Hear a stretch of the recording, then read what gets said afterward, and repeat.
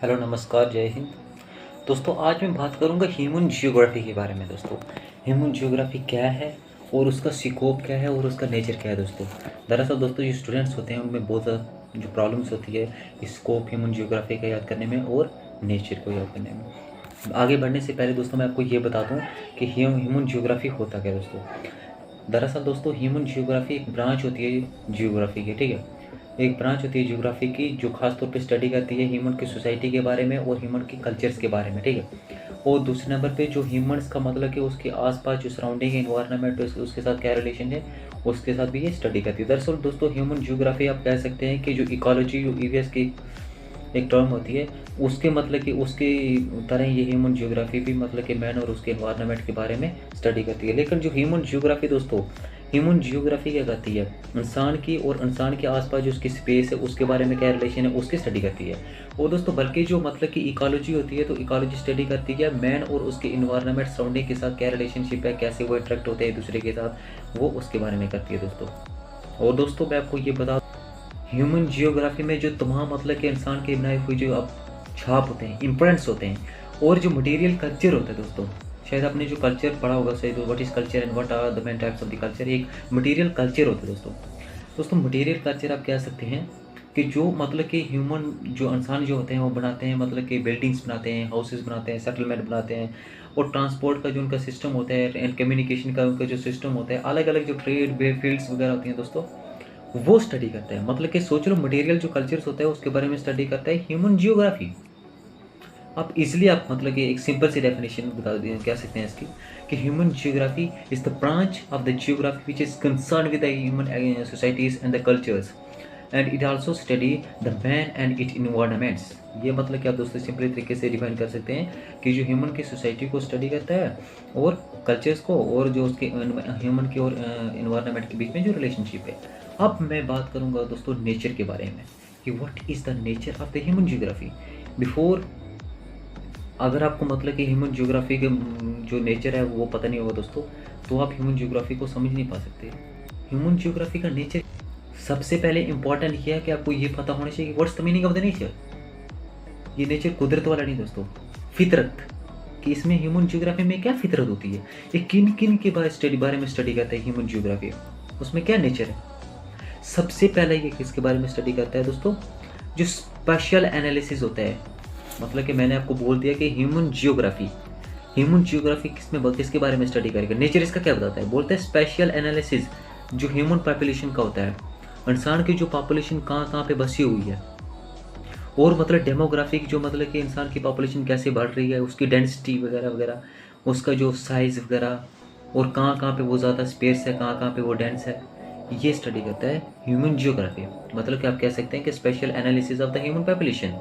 इंसान की जो मतलब पॉपुलेशन होती है उसके बारे में जो एनालाइज करता है, उसके बारे में ये जांच करता है कौन, ह्यूमन जियोग्राफी। इसका मेन नेचर ये होगा। दूसरा नेचर आता है दोस्तों एरियल डिफरेंशिएशन। जो मेन मतलब बोलता है कि एरियल डिफरेंशिएशन का कहने का मतलब है कि हमारे जो एरियाज हैं, एरिया में मतलब कि क्या क्या चेंजिंग है, उनमें एरियाज में कौन कौन सी मतलब करेक्टरिस्टिक में चेंजिंग है। जो वेरिएशन है ये मतलब कि इंसान की जो डेवलपमेंट की वेरिएशन है, सेम ही एरिया पे ये वेरिएशन क्यों होती है दोस्तों, सेम ही एरिया पे। इसका कहने का मतलब है जो प्लान्स होते हैं वहाँ पे ज़्यादा डेवलपमेंट होती है, ह्यूमन जो ज्योग्राफी प्लान में होती है वहाँ पे ज़्यादा डेवलपमेंट होती है। बल्कि जो आप कह सकते हैं कि जो मतलब कि हिली एरियाज होते हैं, जो टेरेसेस होती हैं, वहाँ पे ज़्यादा डेवलपमेंट नहीं होती है। इसके बारे में स्टडी करेगी ह्यूमन जियोग्राफी। ये मेन पॉइंट अपने दिमाग में घुसा दीजिएगा। जो तीसरी जो स्टडी करती है वो मैन और उसके इन्वायरमेंट के बारे में होती है दोस्तों। ये इसका नेचर बोलता है। इसका नेचर क्या बोलेगा कि जो मैन और उसके इन्वायरमेंट के बारे में, ये मतलब कि जो एग्जिस्टेंस है हमारी ह्यूमंस की, वो उसके साथ मैन के साथ वो कैसे इंटरेक्ट हो रहा है, ये इसका नेचर बताता है, ये इसके बारे में स्टडी करता है दोस्तों। नेचर को समझने के लिए आप बारीकी से ये कह सकते हैं कि ह्यूमन जियोग्राफी का जो नेचर है वो यही है कि जो स्पेशल वेरिएशंस होती है लैंड स्पेस के बारे में, उसके बारे में ये इसका नेचर बताता है। मैन के इन्वायरमेंट के साथ क्या रिलेशनशिप उसके बारे में बताएगा और जो मतलब स्पेशल एनालिसिस बताता है ह्यूमन पॉपुलेशन के बारे में, डेमोग्राफिक वगैरह सब कुछ इसमें ही आ जाता है। जो साइज़ होता है ह्यूमन पॉपुलेशंस का, जो कह सकते हैं मतलब कि जो लेवल्स में क्यों ज़्यादा पॉपुलेशन है, ये सब कुछ इसके बारे में स्टडी करता है। अब रही बात दोस्तों स्कोप की, तो स्कोप को समझना दोस्तों वेरी इंपॉर्टेंट। अगर आप स्कोप को समझ लेते हो तो आप ह्यूमन जियोग्राफी जो सब्जेक्ट है उसको अच्छे तरीके से, उसको बारीक तरीके से समझ पाते हैं दोस्तों स्कोप, जैसे मैंने आपको नेचर के बारे में बता दिया कि नेचर का क्या मीनिंग होता है और ह्यूमन जियोग्राफी में नेचर किसे कहते हैं। तो मैंने वो आपको बता दिया। अब मैं बताऊंगा स्कोप। स्कोप का मतलब होता है दोस्तों कि इसकी लिमिट, इसकी जो हद, इसकी जो बाउंड्रीज, इसकी जो गुंजाइश कहाँ तक फैली हुई है दोस्तों। मैंने आपको दोस्तों ये बता दिया कि ह्यूमन जो जियोग्राफी है वो फिजिकल जियोग्राफी से भी ज़्यादा उसकी ब्रांचेज हैं।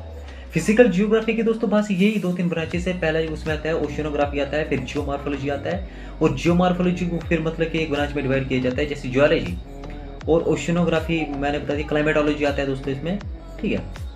और दो तीन ब्रांचेज आती हैं। लेकिन जब बात आती है दोस्तों ह्यूमन जियोग्राफी में, तो ह्यूमन जियोग्राफी में पॉलिटिकल जियोग्राफी आ जाता है, कल्चरल जियोग्राफी आ जाता है दोस्तों, और दोस्तों इकोनॉमिक जियोग्राफी आ जाता है, रिसोर्स जियोग्राफी, सेटलमेंट जियोग्राफी, बहुत सारी जियोग्राफी आ जाते हैं दोस्तों ह्यूमन जियोग्राफी में।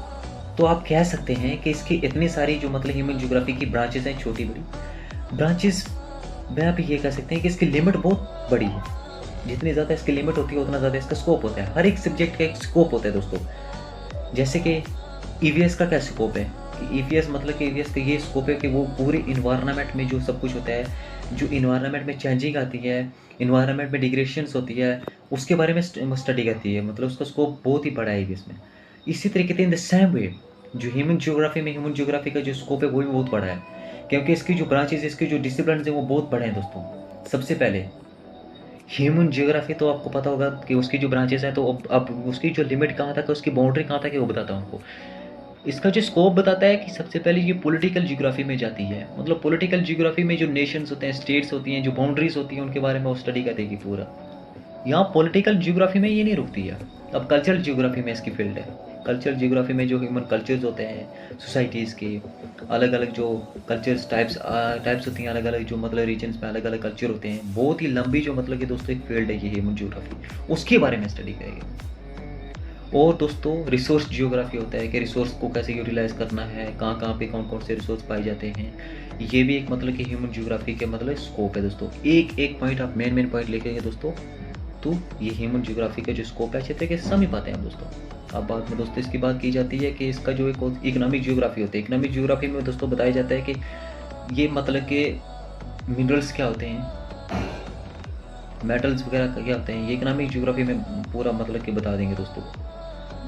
और मतलब कि यूटिलाइज कैसे करना है इन मिनरल्स को, रिसोर्स वगैरह क्या होता है, ये नेचुरल रिसोर्स क्या होता है, ये पूरा मतलब कि इकोनॉमिक जियोग्राफी में इसका टर्म को समझा देते हैं। मतलब कि दोस्तों आप कह सकते हैं कि ह्यूमन जियोग्राफी का जो स्कोप है एनॉर्मस है, वाइड है, बहुत बड़ा है वो दोस्तों। और इसमें या सिर्फ इसी भी बात नहीं रुकती है दोस्तों। ये मतलब कि जो लैंग्वेजेस होती हैं, जो रिलीजन्स होते हैं ह्यूमन जियोग्राफी में, वो सभी को स्टडी करती है। यानी आप कह सकते हैं कि स्कोप इज़ वेरी वाइड, इसका स्कोप बहुत बड़ा है दोस्तों। अगर आप चाहते हैं कि मैं इसकी जो मतलब कि स्क्रीनशॉट जो होंगे, जो नोट्स वगैरह हैं उनके आपको शेयर करें तो कमेंट में बता दीजिएगा दोस्तों। जय हिंद, जय भारत। बस आपको ये इतने याद रखना है दोस्तों कि ये मतलब कि जो political geography, cultural geography, economic geography, resource geography, settlement geography वगैरह जितने भी ये इसके ब्रांचेज है, उनमें ये इसका मतलब स्कोप है। और उन ब्रांचेज को आपको थोड़ा थोड़ा एक्सप्लेन करना है, जिसकी वजह से आप ये समझा सकते हैं उनको कि इसका स्कोप क्या क्या है और स्कोप में क्या क्या बताया जाता है। जय हिंद, जय भारत।